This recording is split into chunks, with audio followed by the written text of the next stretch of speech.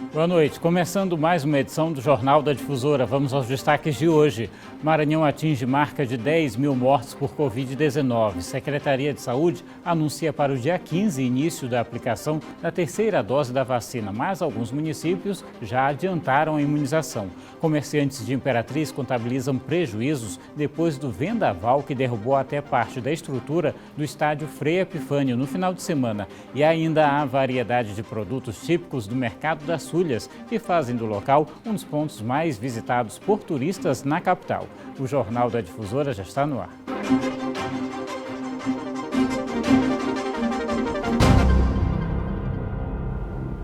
A gente começa a edição de hoje com um dado marcante. O Maranhão contabiliza mais de 10 mil mortes de pessoas vítimas da Covid-19. Apesar de agora os números da pandemia estarem em queda, a preocupação continua diante de um vírus que já demonstrou várias mutações. O choro da Lídia é de sobrevivente. Na luta contra a Covid-19, o tio, o noivo e a mãe não tiveram a mesma sorte. Na casa antes cheia, agora restaram só ela e a tia de 79 anos. Tudo aconteceu em menos de um mês. Nesse momento, foi Deus. Deus, assim, foi totalmente de desespero, mas eu pedia sempre para Deus. Deus me sustenta porque está difícil. Nas fotografias e vídeos, as duas tentam amenizar a saudade. Um ritual repetido pela Bruna. Esse registro da diversão em família é um dos últimos do marido ao lado dela e dos filhos. Max Douglas Oliveira Aranha morreu em maio do ano passado. Lidar com isso no primeiro momento foi muito angustiante, foi um momento de muito medo, de muita insegurança, porque tive que administrar, dar essa notícia para os nossos dois filhos, que foi extremamente difícil. E a esperança que vem com a vacinação é de que iremos preservar mais vidas. Segundo o último boletim divulgado pela Secretaria de Estado da Saúde, a Covid-19 matou mais de 10 mil pessoas no estado. O histórico de mortes aqui começou em 29 de março do ano passado, com um paciente de 49 anos com histórico de hipertensão. É uma tragédia sanitária, é uma tragédia social. Sofrimento de muitas famílias, são 10 mil famílias, né, que sofrem pela perda dos seus entes queridos, independente de já poderem ser idosos, ter comorbidades, enfim. O índice classificado como uma tragédia sanitária é computado em meio a avanços na campanha de vacinação em massa. Além disso, o número de pessoas internadas pela doença aqui no estado tem diminuído. Atualmente, dos 180 leitos de UTI disponíveis no Maranhão, 88 estão ocupados. A taxa de ocupação de leitos de UTI em 48% é considerada um avanço. Em abril deste ano, o índice chegou a 98%.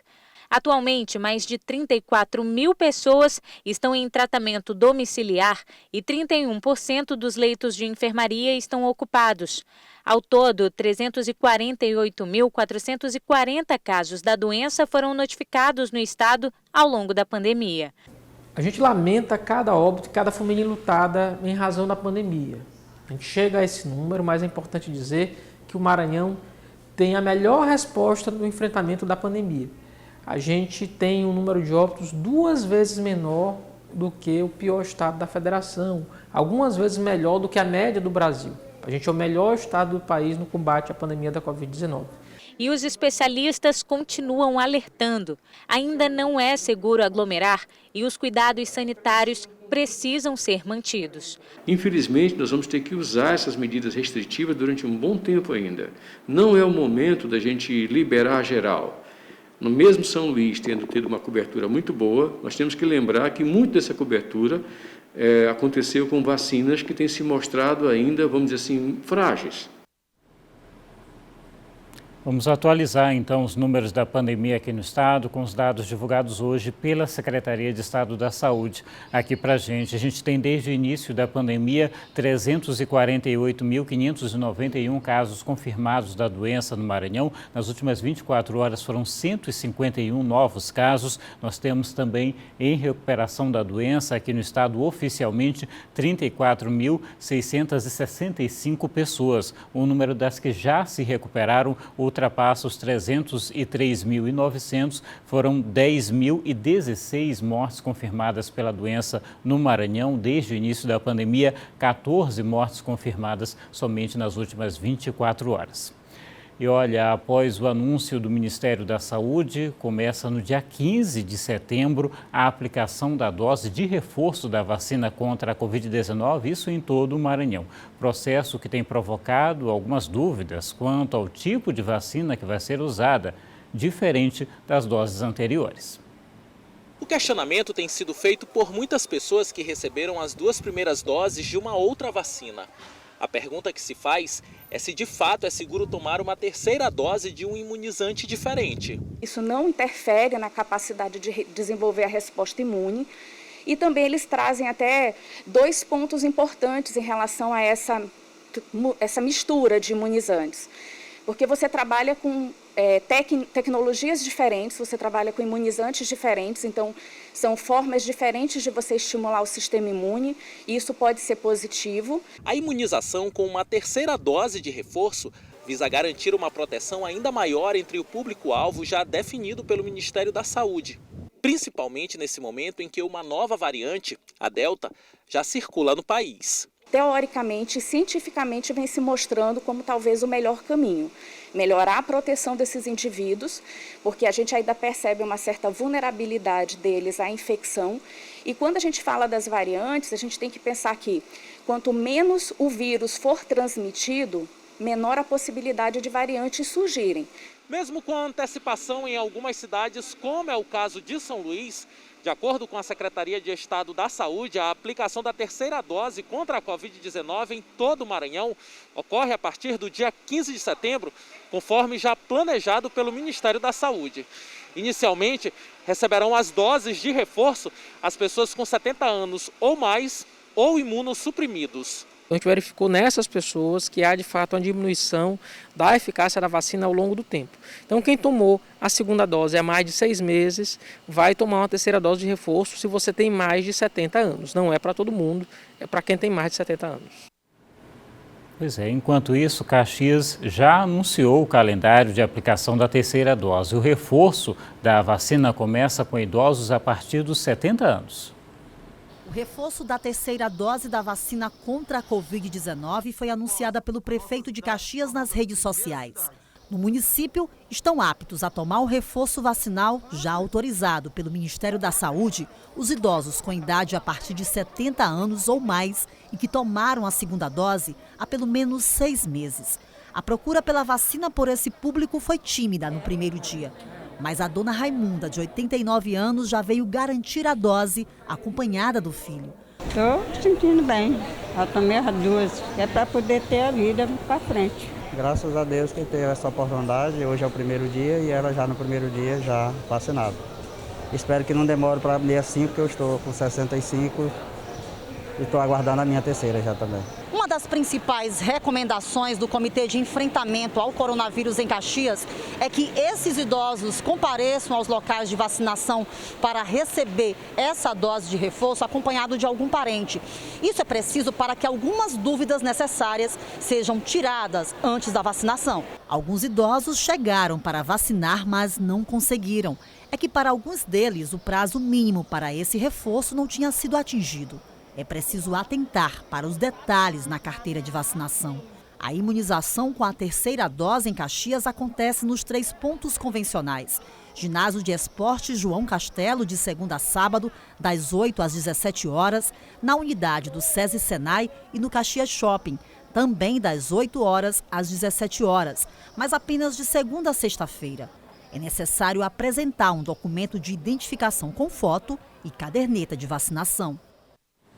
Já em Imperatriz, a vacinação está suspensa de novo. Leiliane de Araújo tem as informações. E na cidade de Imperatriz, a Prefeitura suspendeu a aplicação da primeira dose da vacina contra a Covid-19 nesta segunda-feira. A suspensão foi motivada pela reorganização dos pontos de vacinação que acontecia nas escolas municipais, que agora se preparam para o retorno presencial das aulas. Agora o intervalo. Daqui a pouco, comerciantes de Imperatriz contabilizam prejuízos depois do vendaval que destruiu até parte da estrutura do estádio Frei Epifânio. Até já.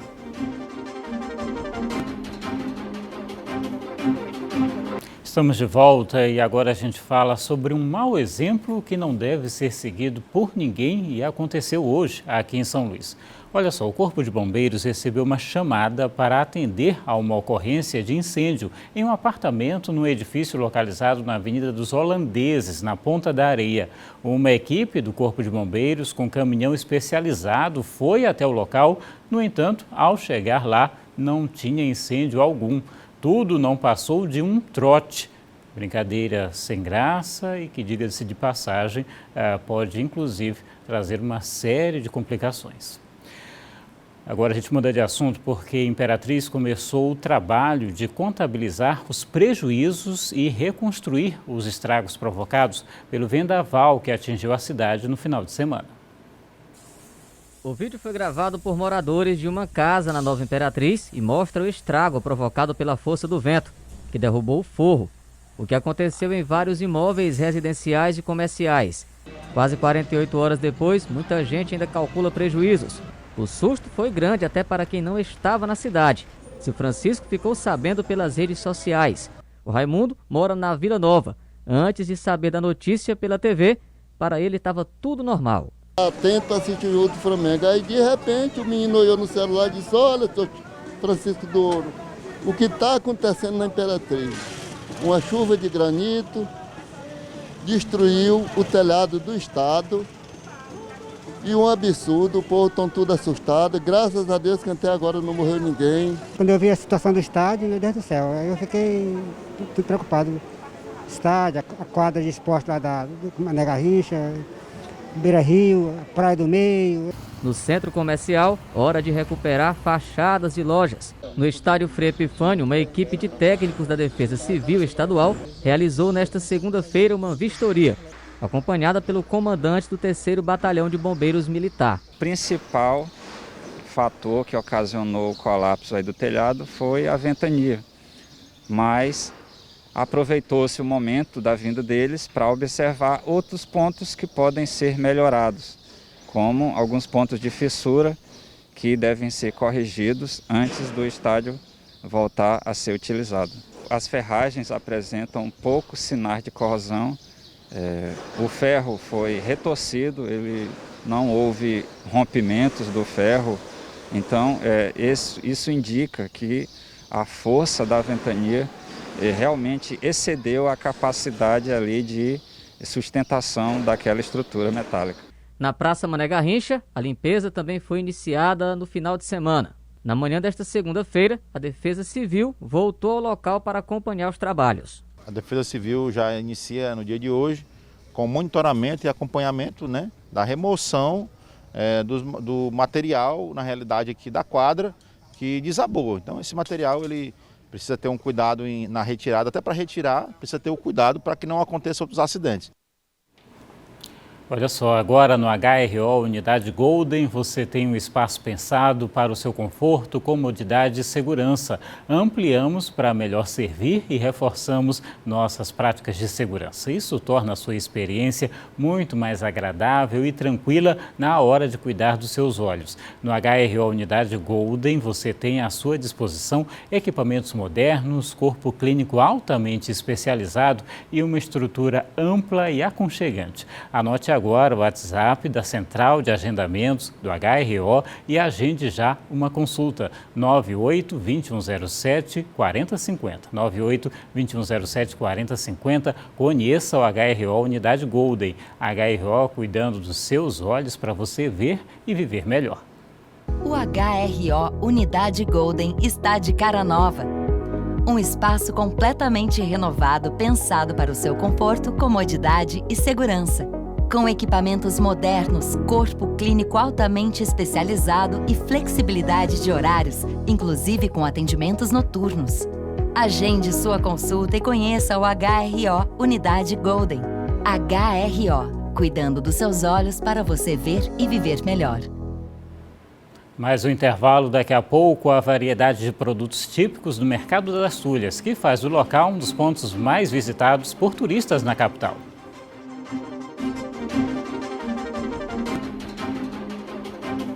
Estamos de volta e setembro está chegando e com ele o aniversário de São Luís, que esse ano vai completar 409 anos. E é claro que nós não poderíamos deixar de comemorar. Vem aí o Amar São Luís, a homenagem do Sistema Difusora à nossa querida cidade. O especial Amar São Luís vai ao ar no dia 8 de setembro. O Amar São Luís é um oferecimento Equatorial pelo Futuro, Todo Dia e Paladino Chocolates. Uma mordida, uma paixão por São Luís. Amar São Luís, você faz a sua felicidade. E olha, há mais de 200 anos, o Mercado das Tulhas é ponto turístico de uma cidade que se orgulha pela sua cultura e tem no centro histórico um cartão de visita tombado pelo patrimônio histórico. Na fachada do prédio que abriga o Mercado das Tulhas está a data em que a construção da edificação foi concluída, 1861. O local se transformou em referência para quem vem em busca do artesanato, da gastronomia e também das bebidas típicas da nossa região. Logo na entrada do mercado, encontramos o box do seu Rosinaldo. Há mais de 30 anos na atividade, ele se tornou um especialista nas cachaças produzidas no Maranhão. Mesmo com tanta variedade, ele arrisca dizer quais são as preferidas dos visitantes. A mais pedida daqui da cachaçaria é a Gostosinha do Amor e a Tiquira. A Tiquira, né? É, senhor. A Tiquira, a gente sempre ouve falar da Tiquira. Por que a Tiquira ela é tão popular e se tornou tão famosa, principalmente entre os turistas, principalmente entre as pessoas que vêm conhecer São Luís? É por causa da lenda. A lenda da Tiquira é você tomar a dose e não cair na água. Se cair na água, embriaga. Além das cachaças tipicamente maranhenses, quem frequenta o Mercado das Tulhas também encontra espaços dedicados ao artesanato. São peças decorativas que retratam principalmente a cultura, as tradições e o nosso centro histórico. Karine, que é maranhense, mas mora fora do estado há mais de 20 anos, quando está na cidade, sempre vem em busca de algum artigo para presentear os amigos. Eu venho aqui, eu gosto de ver a cultura, gosto de ver o artesanato local, né? Sempre levar, né, alguma coisa para algum amigo, para algum conhecido. Eu sempre venho aqui por esses motivos, né? Tem também acessórios como bolsas e chapéus, produzidos a partir da palha do buriti, além de itens do vestuário, como essas camisetas, que através das estampas enaltecem o amor por São Luís. A curitibana Ciomara, pela primeira vez na capital, ficou encantada não só com a cidade, mas com toda a arte feita aqui. Nós visitamos a São Luís histórica e a São Luís, a cidade nova, né? Maravilhosa, muito linda, eu recomendo. Fiquei com vontade de morar. Eu estou com vontade de voltar para cá para morar. É muito legal aqui, gostei muito. Percorrer esses corredores é como se estivéssemos viajando no tempo. Aqui é possível perceber que muitos costumes seguem mantidos. O Mercado das Tulhas, ou Feira da Praia Grande, como é popularmente conhecido o lugar, também faz parte do conjunto arquitetônico presente no centro da capital, tombado pela Unesco como Patrimônio da Humanidade. Aqui no mercado é possível a gente encontrar uma infinidade de opções, mas principalmente as iguarias que compõem a nossa rica culinária. Tem, por exemplo, a farinha d'água, que vai bem em todos os pratos. Tem também a castanha, o amendoim, mas sem dúvida, o mais procurado é o camarão, que agrada em cheio o paladar não só dos maranhenses, mas também de quem visita a nossa terra. Temos o camarão que vem da cidade de Tutóia, temos o de Cururupu, vendemos também camarão de viveiro e temos o camarão do mar também, que vem dessa região de Cururupu. E vendemos também a castanha, a farinha, amendoim, mel, azeite de coco, licores. Vendemos uma variedade de coisas aqui na Feira da Praia Grande.